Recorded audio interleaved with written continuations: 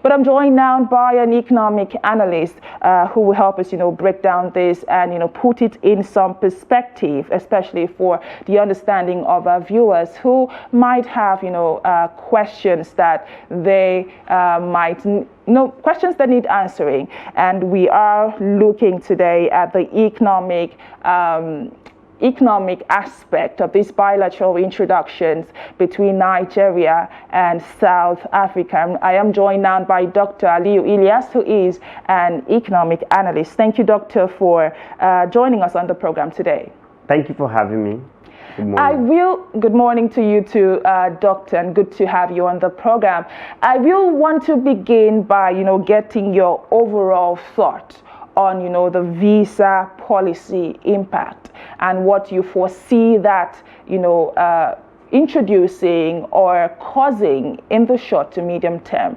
What are your thoughts on that introduction by South Africa?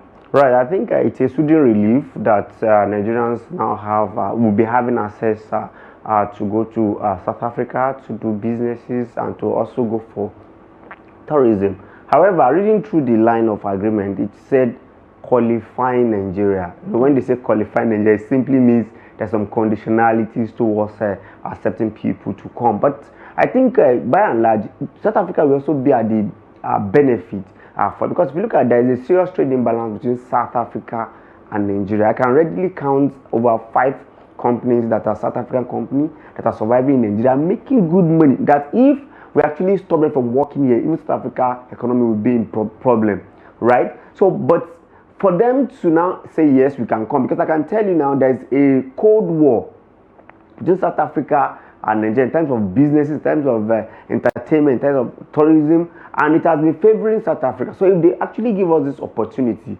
maybe that would bring a balance and overtake the imbalance between us. I think it's a good one for Nigeria. You have made a very salient point and making reference to the perceived Cold War that does exist between Nigeria and South Africa.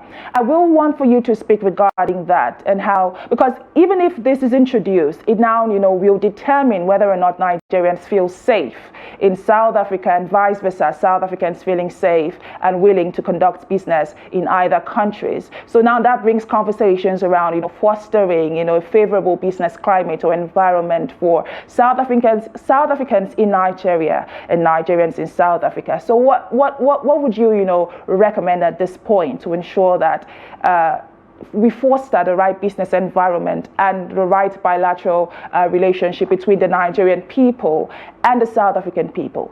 As it is now, if you go to South Africa, a lot of Nigerians on the street of South Africa that cannot even come out to show. They are trying to dodge. Even at all, they don't have document, but it has been expired, and they are not giving them opportunity to get the correct document and work there. And aside from that, I think our consular in South Africa need to work more, whereby Nigerians can be allowed to do their day-to-day businesses. Like I said, I can mention a lot of companies in Nigeria that once they are here in South Africa, they have all the benefits of the advantage. But it is not like that there. I could recall a media company intend to establish in South Africa. But by the time they gave him condition of a labor law, you have to run down to UK, right? Simply because of the labor law. So, and they intentionally make that. In fact, not only Nigeria. Tell me in Africa, how many countries free in South Africa? And that's why sometimes some of us will say, okay, there's this for Nigerians and other African countries to tell South African citizens the history of how they came about, how we support them economically, materially, monetarily, and how we gave them scholarship in Nigeria. So we have come a long way, but they are not giving us opportunity to trade in their country the way they are trading in Nigeria. So I think it boils down now to Nigeria Ministry of Trade and Investment, boils down to Nigerian Consular to make sure that if we are going, we are not also going with a surchange manner from South Africa. Well explained, Doctor. But let us go now on a short break. When we return, we shall be looking at the trade aspect, talking about the trade relations, trade policies, and how to balance that trade relationship between Nigeria and South Africa, the ECOWAS bloc, and the SADC as a whole. To stay, we'll be right after the break. And thank you for still staying with us. You are watching Business Daily, coming to you live on Trust TV. And in a move to strengthen bilateral relations, President Cyril Ramaphosa of South Africa has signed into, or had introduced a policy yesterday that allows for Nigerians to visit South Africa without a passport, and also allowing for multiple entries up until 5 times. A lot under that policy as introduced by the South African president in the person of Cyril Ramaphosa. And we are today looking at the implications of that introduction and what that would do in the area of strengthening bilateral relations between Nigeria and South Africa, and in the area of trade relations as well between both countries. But I still have my guest here with me in the studio in the person of Dr. Aliyu Ilias. Thank you again, Doctor, for coming on the program today. Thank you for having me. Doctor, you said something initially. You talked regarding trade relationships, right, and how we have had dwindling numbers between Nigeria and South Africa over the years. And what comes to mind now is creating a balance. We have seen an imbalance, like you rightly pointed out. But do you foresee this introduction fostering trade between both countries in any ways, considering that these visa, traveling without visa specifically, is supposed to be for business people and tourists, but with emphasis on business people now. Do you foresee this strengthening trade in any way? Right. Well, ordinarily, I think I've been to some country in Africa that I got a visa on arrival. The condition of visa on arrival is that you travel. When you get there, you present the passport, then they stamp. So, as South Africa open to actually do this, because they said qualifying Nigerian. So that means sometimes they will tell you to upload some documents. Some website, they tell you to upload some document, not South Africa now. Then when they now see everything about you, they can say, okay, you can actually, but which in turns, it also serves as submitting a visa and get clarification before you can travel. But let's talk about trade, because we are much more concerned of trade. Now, what does Nigeria actually export to Ghana, to South Africa? The only 2 things is crude oil and rubber, and their raw materials. But South Africa, in turn, bring in finished products. In fact, they give us apple and pears.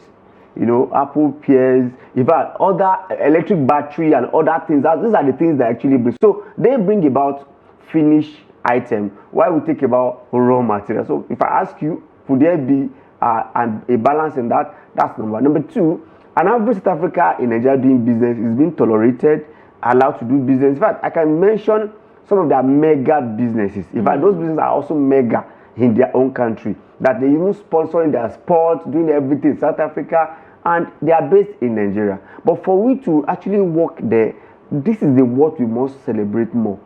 We must celebrate ability to invest.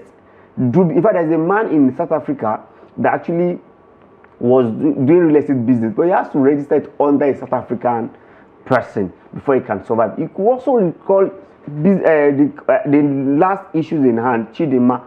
Chidinma was supposed to contest for Miss World. They make sure they Miss Universe. Thank you. They make sure they discredit her, that she's not a South African person. However, one of her parents is from there. Perhaps I think is even the mother.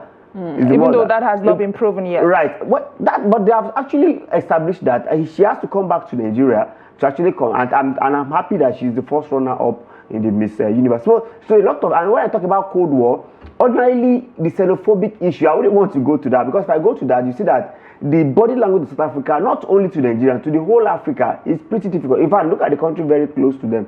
This is Zimbabwe. If you need to see the way they are being treated. People around that southern part of Africa, they are not well treated in South Africa. So that's the problem. So I think there is need for them to actually come with some agreement.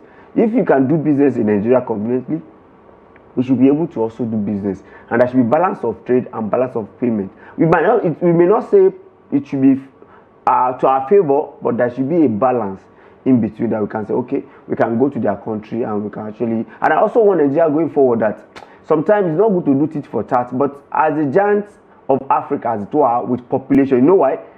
There is market in Nigeria than any other country in Africa. I can't tell you. So if you are not established in Nigeria in Africa, forget about it, right? So for these reasons, since the president is showing that handshake, we should also go with that challenge that our people are not free in your country. They have been harassed by police. I can tell you, the South African police, once they discover that you're Nigerian, you will face that consequences. So I think these are the things we need to look into critically.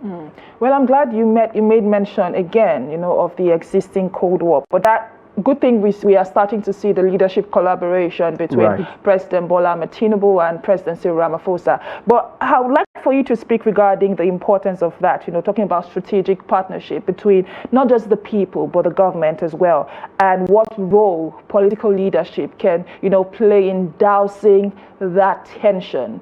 What would your thoughts be on that? I think let's go back to history. I think during Buhari regime, I recall the president of South Africa came to Nigeria when MTN has issues.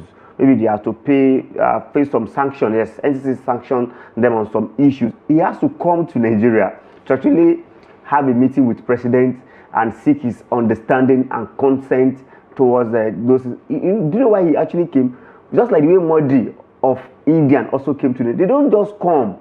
They are here for particular business reason of business interest. It's because they take their country very, very serious, and their business outside speak volume. That was there. So, but now you can also recall that I think by now, Dangote Petrochemical is now exporting finished good to South Africa. You can see that there is a way that we can also get that balance. But by and large, I think our Ministry of Trade and Investment should start looking at states, country to country.